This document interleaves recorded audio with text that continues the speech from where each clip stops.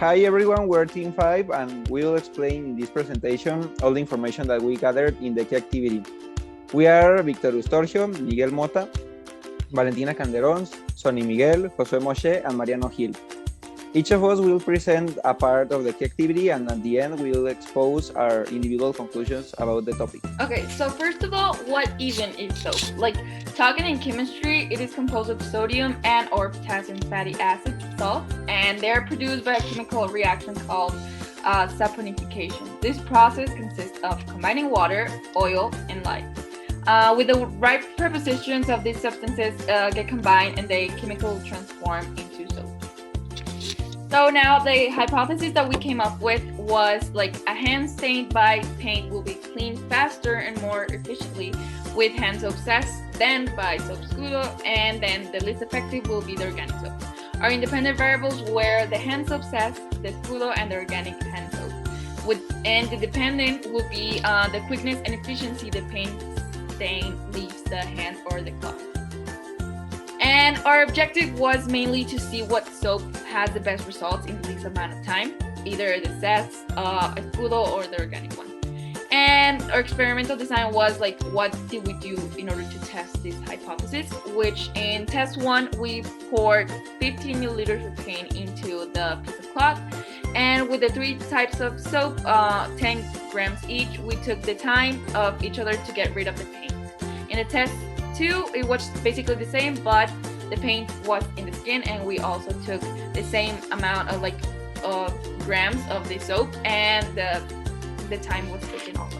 Okay, here in the data collection, in order to collect the information, I did the experiment and I paint many of my fingers with the same type of paint and try to remove the stain with many different soaps, all of them with different components. I used the zest soap, the escudo soap, and the organic soap. I washed my hands with different soaps, the one that I mentioned before, and I took the time to know how much each of the soaps took to remove the stain. After finishing the experiment, I took notes of how much time did I take or in how effective each soap was, so we can proceed to the conclusions and the analysis. When analyzing the data, we realized which soap is better or worse, and we concluded that the zest soap is better. But all it goes back to the main objective that each soap has, since companies rely on this objective to include or exclude chemicals to have a better result. Here you can see in the graphs how the zest soap just required like 30 or 40 seconds, but the other ones required 1 minute or more. This because the main objective of the zest soap is to remove stain, but the other ones is to remove any bacteria or to clean your body when you're taking a bath. In the methodology of how we did the experiment, first of all, the materials that we used for the experiment were 50 milliliters of paint for each experiment, the one of the skin and the one of the cloth, the zest soap, the escudo soap, and the organic soap, and a piece of cloth. The process of both experiments began with the collocation of 15 milliliters in the hand's finger and then let the paint dry so we can test with accuracy the effectivity of each soap removing the paint. After taking the time that each soap took in removing the paint, we used that results in the research of the ingredients that made the soaps show those results. And here they are the graphs that was shown before, but in bigger scale. Now we go with the safety standards. Since almost 50% of the materials used to produce soap or detergents are highly corrosive, it is important to wear safety clothes, gloves, and goggles. Also, for no reason dispose the excess of chemicals in the water, as they are capable of contaminating large amounts of water with a very little concentration of the component. The use of safety standards is very important since chemicals can corrode your skin and even permanently damage it. However, they do not only help take care of your health, but it is also important for the environment, since the components are very strong and can pollute many amounts of water, leaving it totally contaminated. Now, what are the ethical implications of using chemicals that may be harmful to the environment? Chemicals are very important to eliminate bacteria in the environment. However, they have repercussions that can harm both nature and humans. The first repercussion is environmental repercussions. These can be from intoxication in animals to polluting of big masses of water. It can mainly pollute fresh water, making it undrinkable, dehydration of plants, among others. The second are defects on the skin that can consist of irritation and corrosion, discoloration, or darkening of the skin or skin cancer. They can cause burns in the eyes, eye irritation, inflammation of the eye, Lurivision, inability to open the eye, or sensation of having foreign objects in the eye. And finally, they also have effects on the air. Even though they are liquid products, since once they are fulfilled their function, they evaporate from the water and reach the atmosphere, polluting the purity of the air and damaging the ozone layer. Also, if the chemicals are combined with others found in the air, can form chemical reactions that can cause acid rain. Well, now as a more deeper analysis towards the ethical implications in the environment, first of all, we have that environmental ethics define a person's moral and ethical obligation towards the environment, and also many ethical questions regarding worldwide loss of biodiversity exist. And we also have a human-environment relation that gets really affected. So first of all, regarding environmental ethics, we have that this is an area of human, ethical, or moral manners in which we have a very, very big impact in society. Since, first of all, in order to achieve a better environment and a more sustainable way of life, we have to influence other people regarding these type of problems. So, well, that's one of the main focus towards environmental ethics. And some of the main questions that rise from this type of problem is that if we decide to look at our impact in the environment, we would notice that we as humans are actually going against the growth of biodiversity and species, leading to massive killing or extinction of every type of living beings. And finally, our human with or environmental relation. Well, first of all, us as humans will try to make an overuse of non-renewable or sustainable resources in order to get much better results, such as fossil fuels. So, of course, all of these will lead to a worldwide pollution, which will later go on to the degradation of many ecosystems. And all of these make many threats that will raise critical problems for us as humans or as a human race. Okay, so what actions or protocols can be put in place when designing new chemicals that may be effective but harm the environment? Although the dumping of toxic chemicals and byproduct has been illegal for a long time, in some countries it still happens and can be incredibly harmful to the water or land where these chemicals are dumped. Okay, so the first action is reducing air pollution from factories, that it can be done in many ways. For example, using natural fuel resources such as nuclear energy, solar energy, eolic, and many more, than relying on burning oil or gasoline. So this can greatly reduce the output of harmful smoke and smoke from factories. The other action is pollution to the land and water comes in many forms. And so much of what large factories and manufacturing plants do can be harmful to these environments, especially for long periods of time. One step factories need to take is to ensure any toxins or waste are disposed of properly, although this also is a great economic impact to these factories.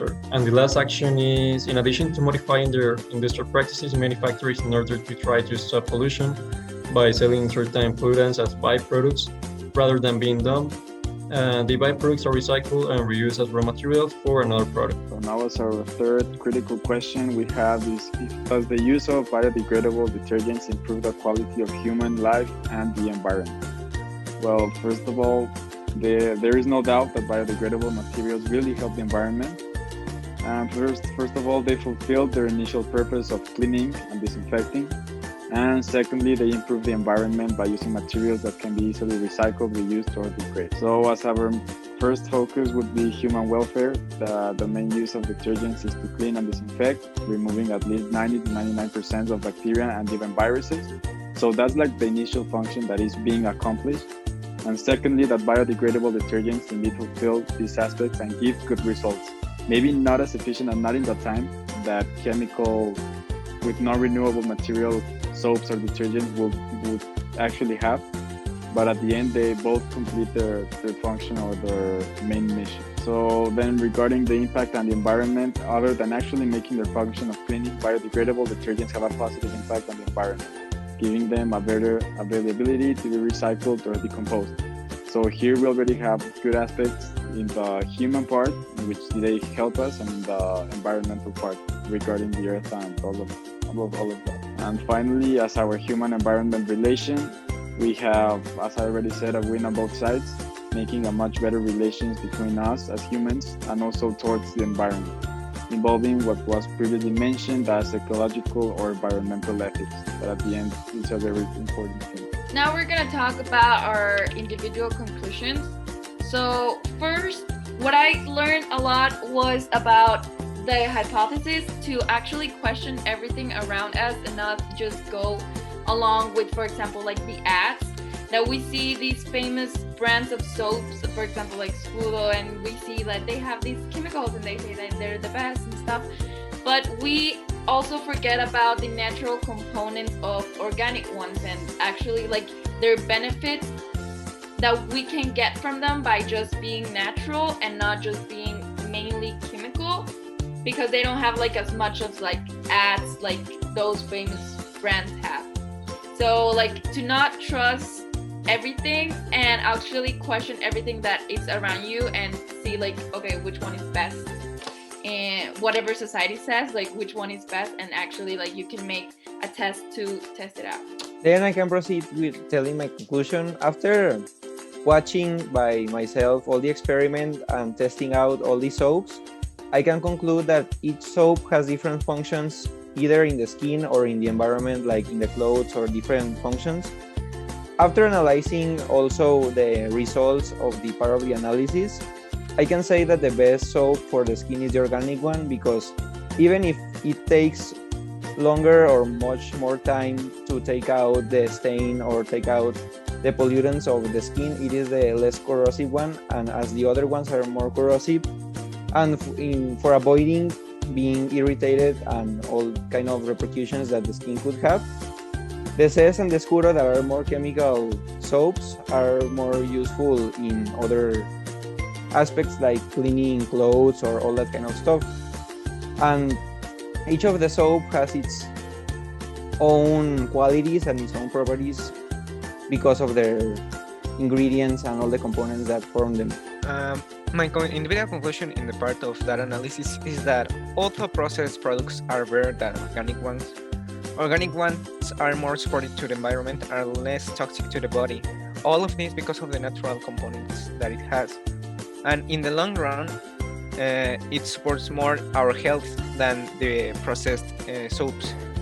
So if we want to make a change in this global warming that is affecting all of us, we should promote the use of these organic products so we can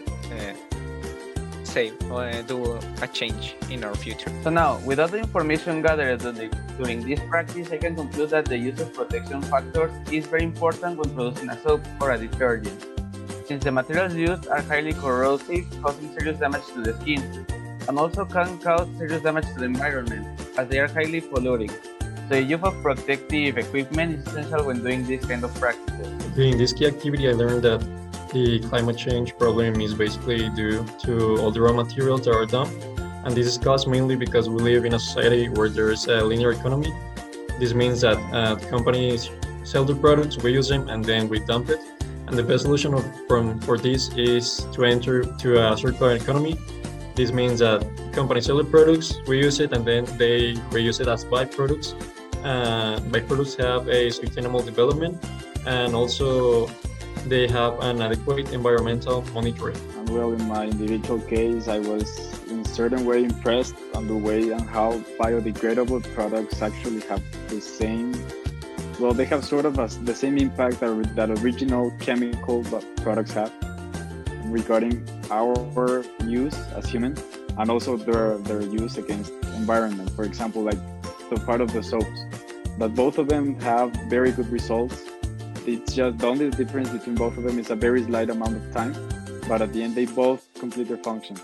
And not only are you helping yourself by using more natural products, but you're also helping the environment in which you live, in which you develop.